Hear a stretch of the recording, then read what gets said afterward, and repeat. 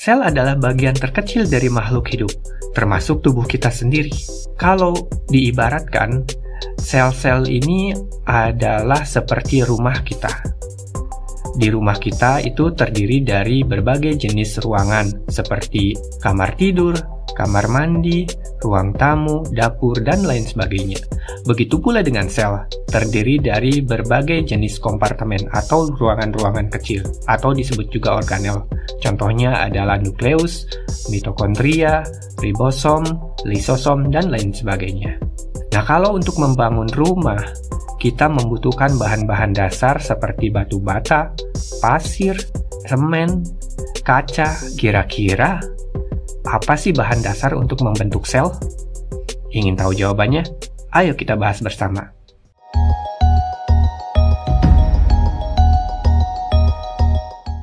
Dalam setiap sel, terdapat berbagai jenis molekul yang bekerja bersama-sama untuk mendukung fungsi dan aktivitas sel. Molekul-molekul ini termasuk protein, asam nukleat, karbohidrat, dan lipid yang secara kolektif disebut biomolekul. 4 jenis utama biomolekul ini adalah elemen kunci yang membentuk sel dan berkontribusi pada struktur dan fungsi sel. Mereka berfungsi sebagai building block dari sel dan berperan dalam berbagai fungsi yang penting untuk kehidupan. Biomolekul yang pertama adalah protein. Protein adalah polimer yang dibentuk dari monomer yang disebut asam amino. Asam amino ini berikatan satu sama lain melalui ikatan peptida untuk membentuk rantai panjang yang disebut polipeptida, yang kemudian melipat menjadi struktur 3 dimensi yang unik. Ada 20 jenis asam amino yang dapat digabungkan dalam berbagai urutan dan kombinasi untuk membentuk protein. Urutan asam amino dalam protein ditentukan oleh informasi genetika dalam DNA. Struktur 3 dimensi protein yang ditentukan oleh interaksi antara asam aminonya berperan sangat penting bagi fungsi protein. Protein melakukan berbagai fungsi di dalam sel. Beberapa protein adalah enzim yang mempercepat reaksi kimia di dalam sel.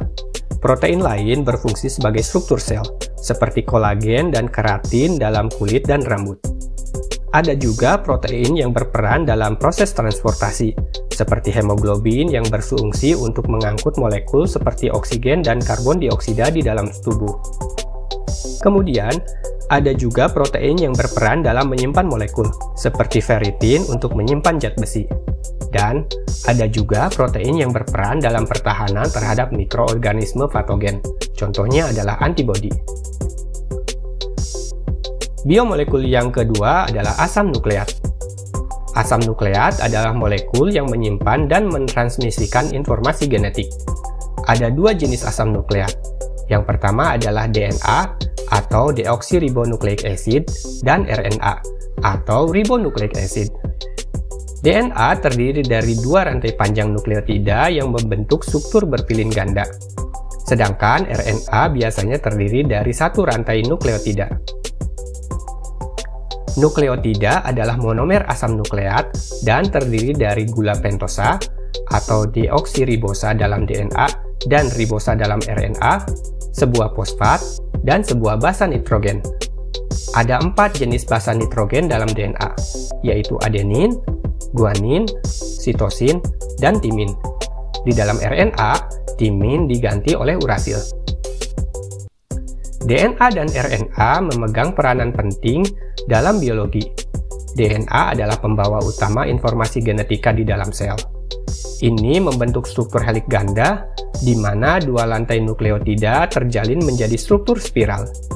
Urutan basa nitrogen dalam DNA menentukan urutan asam amino dalam protein, yang pada gilirannya mendefinisikan struktur dan fungsi protein tersebut. Di sisi lain, RNA bertindak sebagai perantara dalam proses ekspresi gen, di mana bagian dari DNA ditranskripsi menjadi RNA. RNA kemudian diterjemahkan menjadi protein dalam proses yang dikenal sebagai translasi.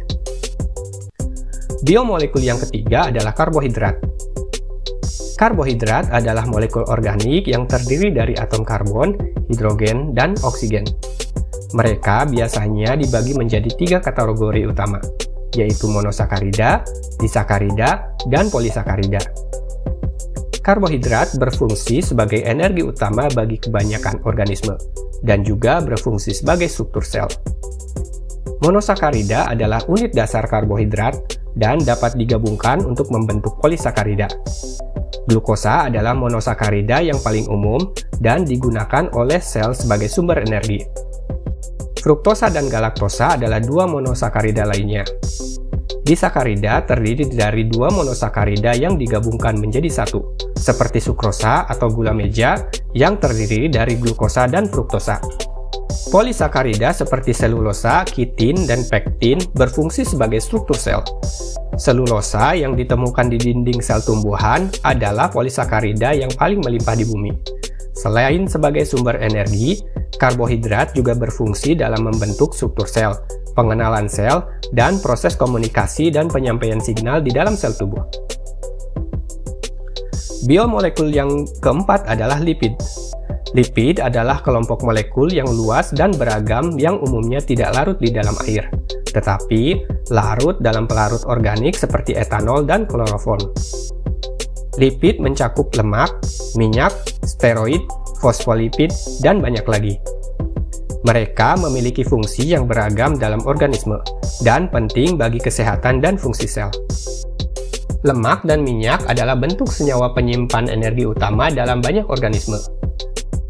Mereka terdiri dari gliserol dan asam lemak. Asam lemak adalah rantai panjang atom karbon dan hidrogen dengan grup karboksil di ujung satunya.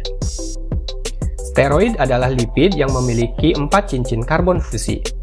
Kolesterol adalah contoh steroid dan berfungsi sebagai komponen penting dalam membran sel. Steroid lainnya, seperti hormon seks, berperan penting dalam regulasi biologis di dalam sel. Fosfolipid adalah komponen utama dari membran sel. Mereka terdiri dari gliserol, 2 asam lemak, dan grup fosfat.